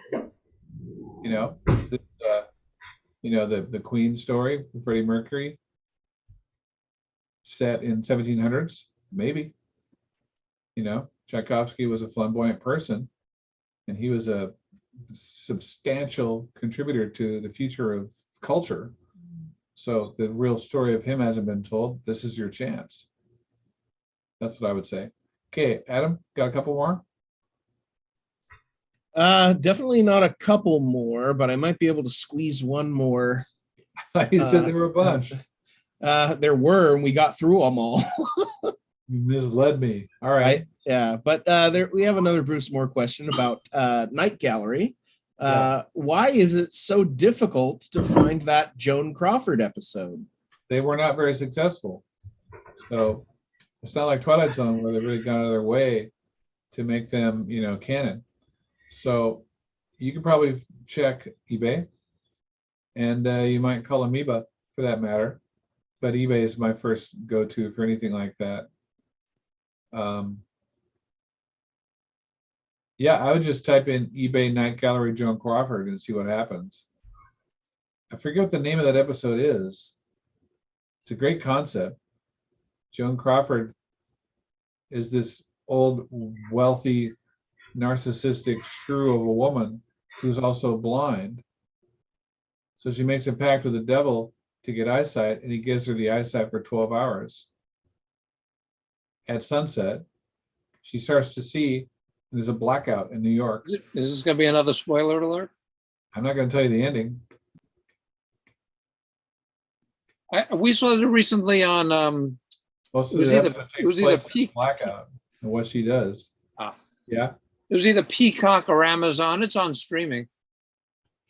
Yeah, it's out there. You can get DVDs of it too. I've seen them. Just gotta dig. But eBay is eBay and Amazon. Amazon sells everything, but eBay has got the used stuff. They've got that market cornered. But anyway, hope you have another one out there because we have another person to do. Okay, Linda, you're next. You just snuck in under the radar. You're the last person except for me. How are you tonight? Hey, I am here. I've just been 5 hours on the road. She's a success story. She started out as a Mr. Sci-Fi person, and we finally coaxed her to being a table member. Sign of persistence. What is on your wall there above your air conditioner? Oh, it's just one of those space blankets. It's just to block my window. So it was when. Yeah. You might want to turn down your Mr. Sci-Fi on. Yeah. Oops, wait. Oops.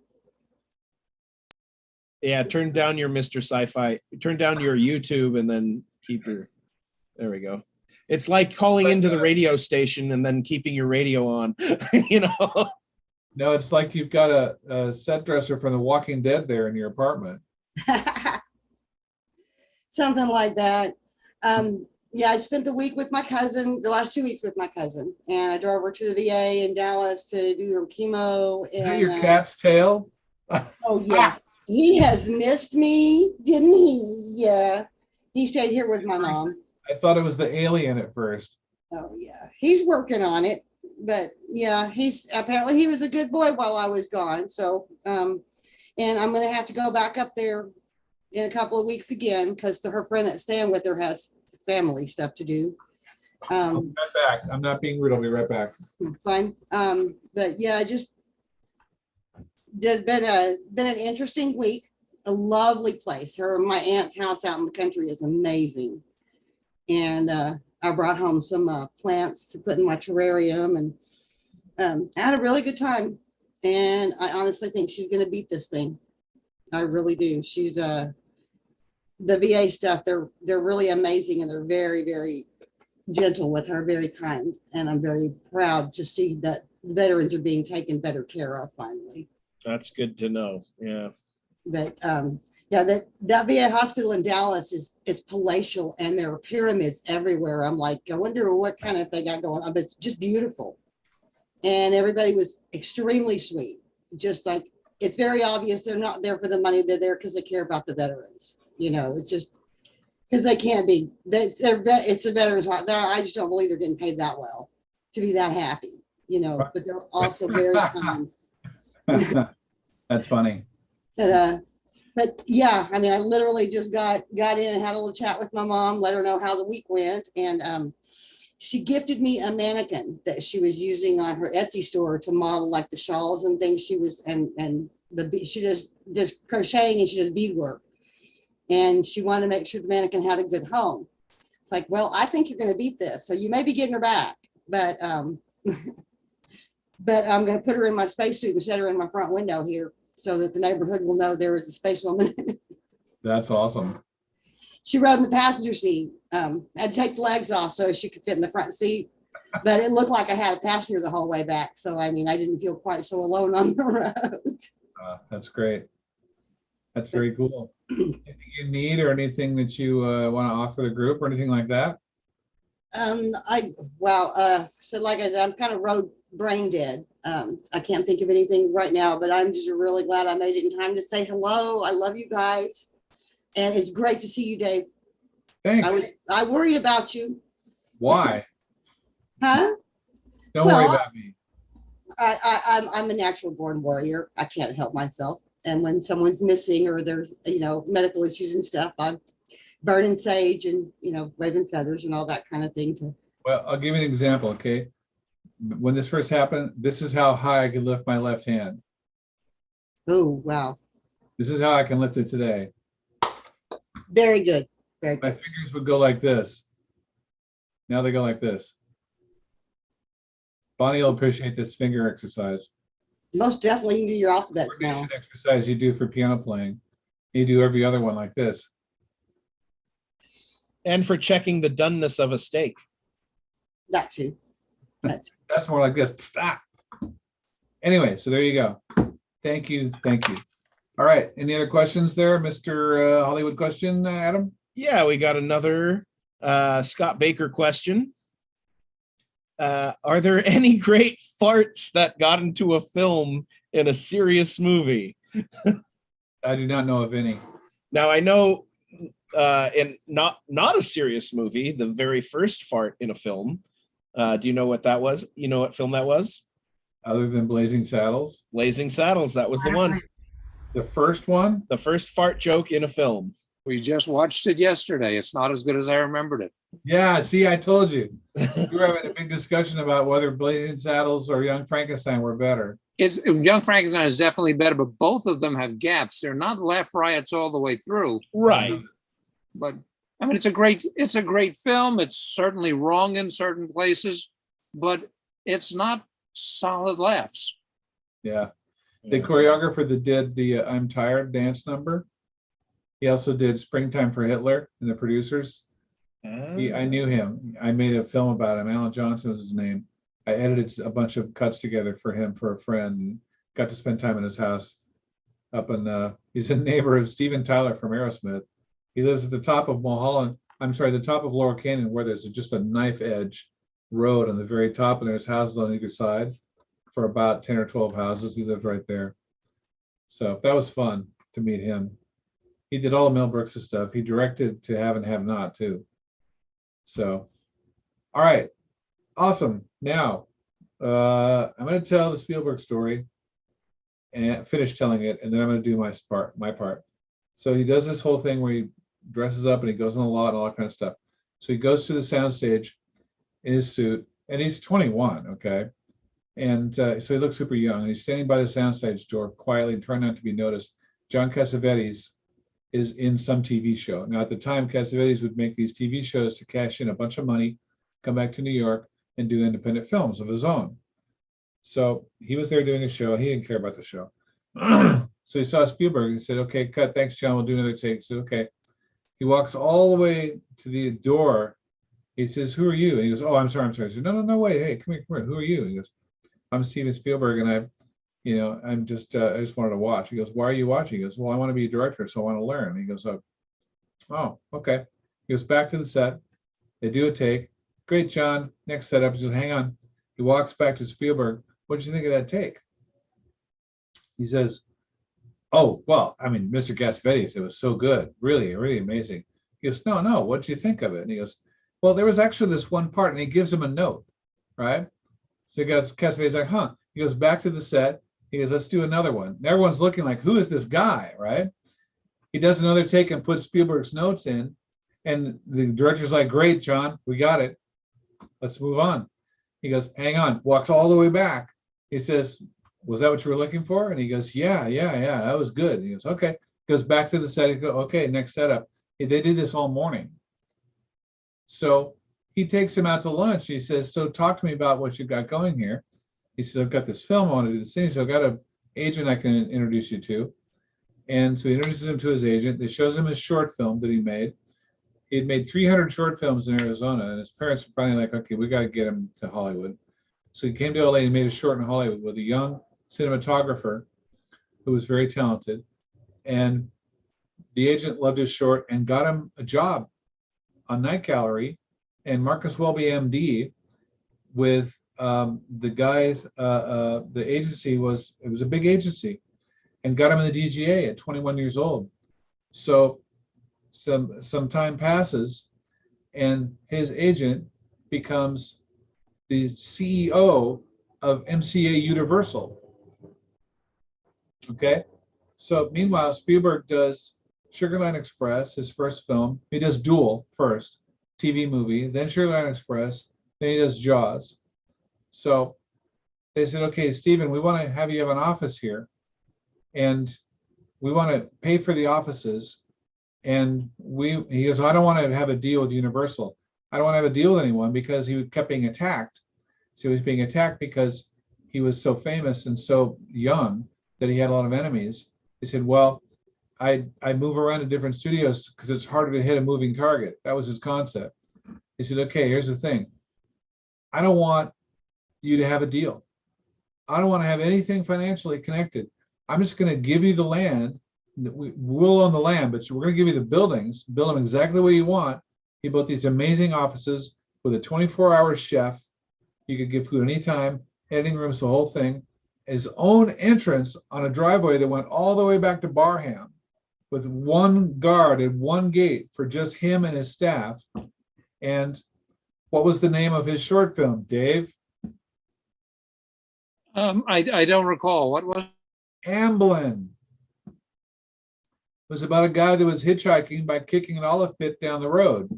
And the cinematographer of Amblin was Alan Davio, who shot E.T. and The Color Purple and Empire of the Sun, which if you're a cinematographer at all, you want to watch a film that you really want to study, it's Empire of the Sun. And he also shot The Majestic with Frank Darabont, and he is one of the great cinematographers. And this is how Steven Spielberg ended up with Amblin offices and the name on the lot at Universal for free with no deal with Universal. And his agent's name is Lou Wasserman. So there you go. Now, right place at the right time. I think he created all of that. I think he put it all there. I think he pulled in all that stuff around him, collected all those things around him. You know, of all people, who would need to be a champion of a young director? You know, one of the greatest renegade directors of all time, John Cassavetes. It's perfect. Of all the actors he could have observed, it could have been Tom Selleck, or there's nothing wrong with Tom Selleck, but he's not John Cassavetes, you know. It's like it could have been anybody, but that was the one that he ended up observing. So, okay. Now, is there another question? Because I can do mine now, if there's not.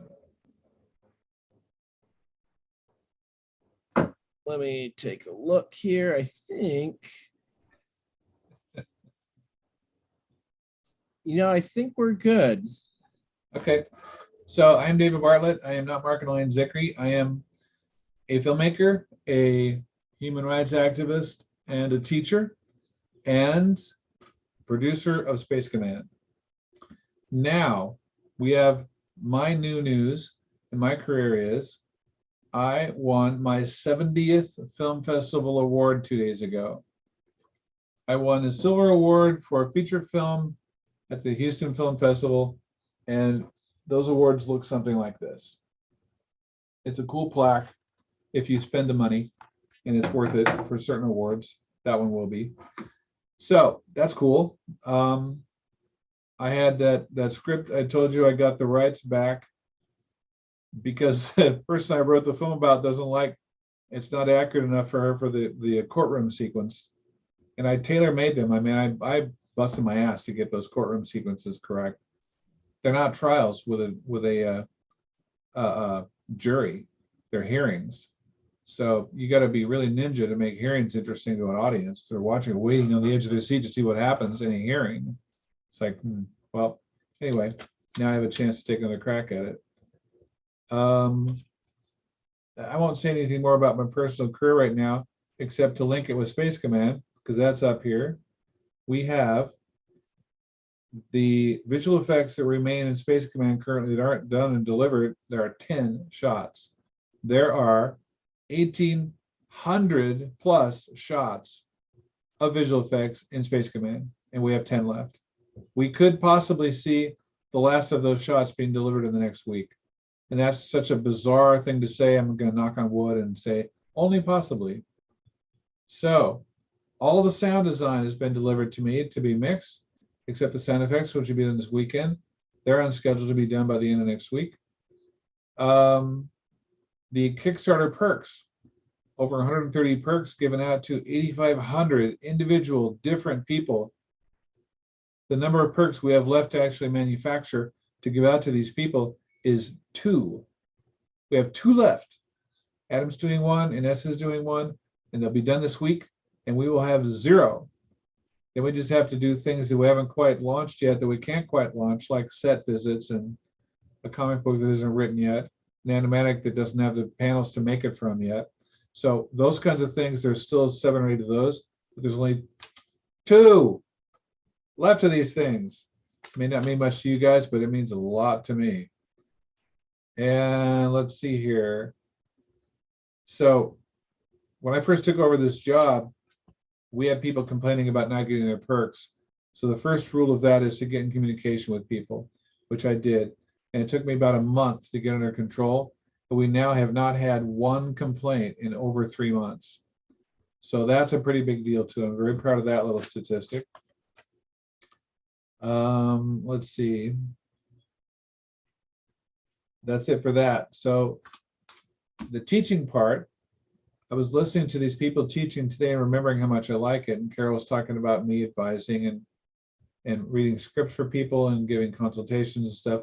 I still like doing that. I don't promote it much because I don't have a lot of time, but I can make the time for the right person, for the right deal. It's not about making money. I don't make very much money doing it, but I can help people. And I had offered a couple people to go to lunch with me, and they're not on the table anymore. I don't know what happened with them, but I'm certainly willing to help with anybody that wants to do that. The human rights activist part, I switched to animals a little bit. I did this film called Land of the Free. I was the editor of. James Kinnear was the director of that. And the other producer with him just told me yesterday that they have advanced on a pretty big film festival. They advanced from interest to selection. So now they're officially selected and they're up for an award. So she's very excited about that. So I'm kind of out there a little bit more with the planet and the human rights and the animal rights and stuff that I love. I've made several animal rights films that have won awards and a couple of human rights ones too. But here's a new thing that nobody knows about yet. These just came in the mail today. What are they, you might ask? Dave Edison knows what they are.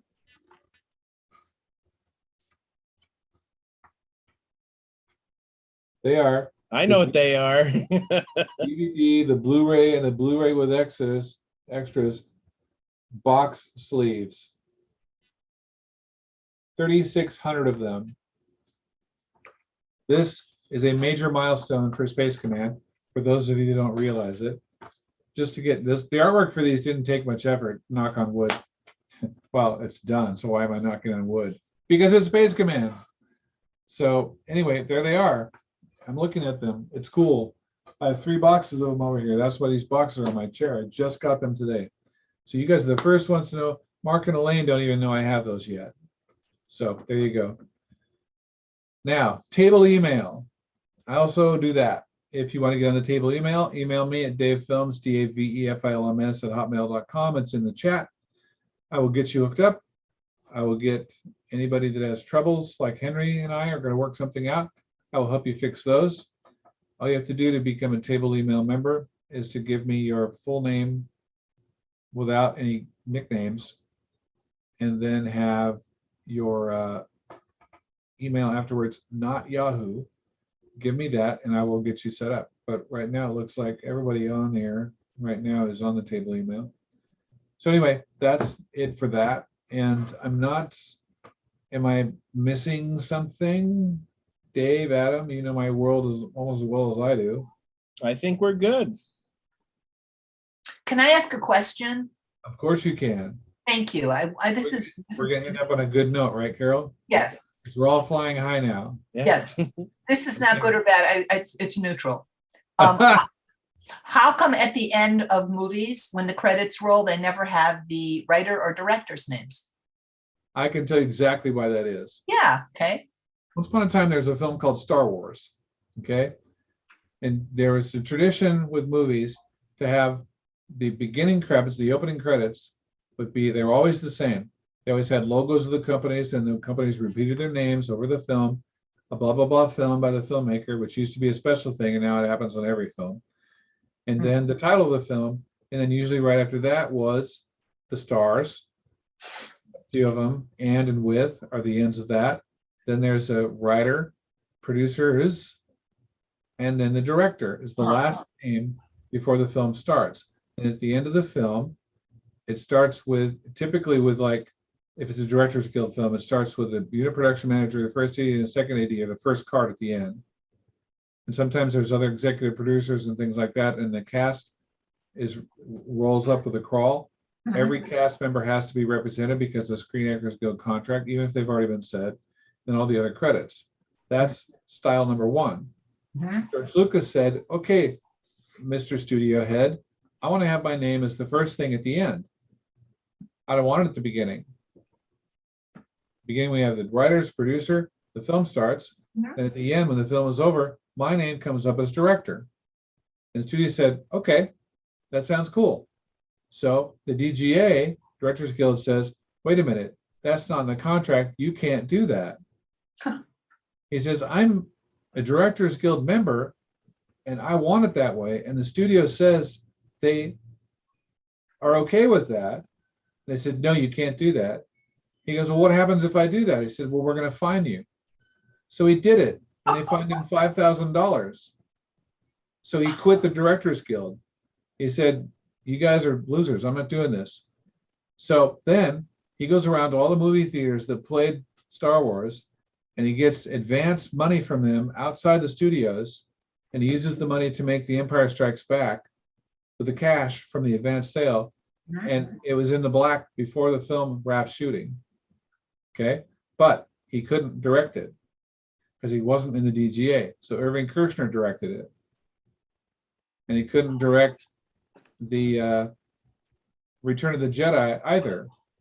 So Richard Marquand directed that. It wasn't until much later was he able to direct Episode 1, and by then all this had blown over, and people were like, "You guys are idiots! What are you doing to George Lucas?" But it took 3 films to get that done. 3 of the biggest grossing films of all time. You know? So that's the story of the answer to that question. Now you can choose. DGA says you can choose. If it's an independent film, you can do whatever the producer will agree to. Now there's a dozen producers and executive producers listed over and over and over. You see name after name. Who are these people? Right. What do Yes. they do? What does 6 producers do? I'm one producer. I can tell you exactly what I do. If I had another producer with me, we'd have to split up the job titles and do some here and some there. It makes a little sense, especially on a bigger film. You got a big visual effects driven show that's going to shoot on the set. You've got to have someone keeping track of all the post stuff and all the production stuff. Or if you're building sound stages in 3 different continents, like Game of Thrones, stuff like that, you need a couple of producers around to handle that stuff. But do you need 7 or 8? What are they doing? I still don't know the answer to that question. That's actually a question. You producers out there that get all these credits, what are you doing? What is your job? So there you go. Wow, interesting. Because I always look for it at the end. I go, there it isn't again. That's why. That's interesting. At the beginning, because you probably got used to seeing it because of George Lucas. Yeah, Thank you for that, Mr. Compendium. Thank you. that's what you get from Mr. Hollywood. Now, I think we're done. Are we done, Adam? Yes, we are done. All right. All right. Thank you all very much for coming. Unless anybody has anything else, we're going to sign off at 7:30. Not a bad timing. Yep. Doing 2 hours on these things, 2.5 hours is a big one. An hour and a half is fine. This is a fervent group. Fervent means on fire. That's right. With fire. It's a great book. Go get him this week, everyone. If you want to be, here's my final inspiration. If you want to be really inspired and be a ninja person of the theater, of film, of television, who does projects because they love doing the work and love projects, read a book called The Fervent Years. It's by Harold Clurman. It was a story of the beginnings of the group theater in New York that changed acting and film forever. One group did that, and he was one of the leaders of that group. But it's a very inspiring book. It's nice.